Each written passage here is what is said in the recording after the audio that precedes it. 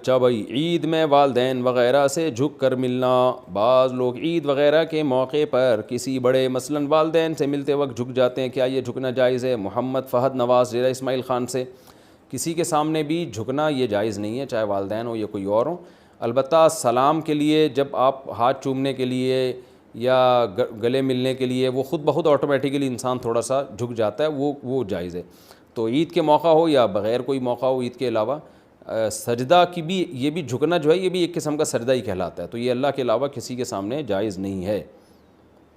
البتہ تواضع کرتے وقت جو انسان ایسے تھوڑا سا ٹھٹھر سا جاتا ہے وہ ٹھیک ہے، تو اس میں آٹومیٹیکلی تھوڑا سا انحنا ہو جاتا ہے. انحنا کا مطلب تھوڑا سا جھکاؤ پیدا ہو جاتا ہے. وہ جھکاؤ وہ جھکنے کی نیت سے نہیں ہوتا، وہ ویسے ہی جب آپ کسی سے گردن کی یوں کر کے ملتے ہیں تو وہ آٹومیٹیکلی ایسا ہو جاتا ہے، وہ اس جھکنے میں داخل نہیں ہے. تو وہ ماں باپ کے ساتھ بھی ہو سکتا ہے. عقیقے کے جانور کی کیا شرائط ہیں؟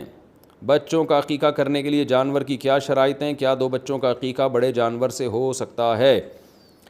دیکھیں، جمہور فقہا تو اسی کے قائل ہیں کہ عقیقے کے جانور کی وہی شرائط ہیں جو قربانی کے جانور کی ہے. لیکن مفتی رشید احمد صاحب رحمہ اللہ اس کے قائل تھے کہ عقیقہ چونکہ مستحب عمل ہے، کوئی فرض واجب تو ہے نہیں، تو اس میں اگر کوئی جانور کھیرا جانور بھی لے آیا، یعنی وہ جانور جو 2 سال کا نہیں ہوا، وہ گائے یا وہ بکرا جو 1 سال کا نہیں ہوا، تو اس کی بھی قربانی ہو جائے گی عقیقے میں.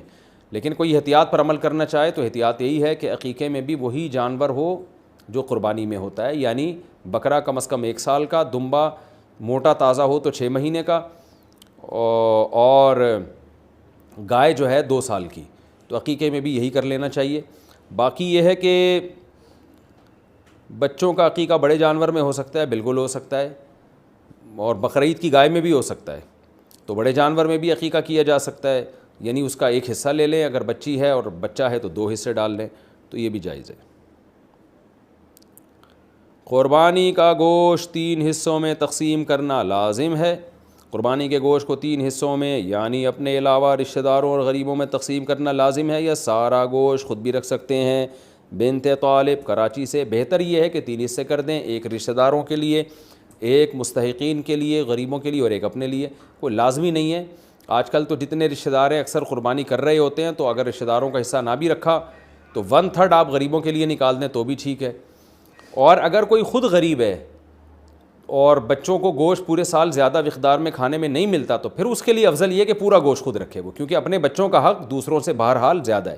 بعض غریب گھرانے ہوتے ہیں پورے سال گوشت نہیں ملتا ان کو بچوں کو کھانے کے لیے، بچے خوش ہوتے ہیں ابو گائے لائے ہیں، بکرا لائے ہیں، اب تو گوشت خوب دبا کے پھوڑیں گے ہم، تو ابا نے اٹھا کے صدقہ کر دیا، تو بچوں کا بڑا اس میں نقصان ہوتا ہے. تو شریعت یہ کہتی ہے کہ پہلے اپنے بچے بعد میں دوسروں کے بچے. تو اس لیے اگر کوئی غریب ہے اور خاندان بڑا ہے اس کا، تو اس کو چاہیے کہ وہ سارا گوشت خود ہی رکھ لے.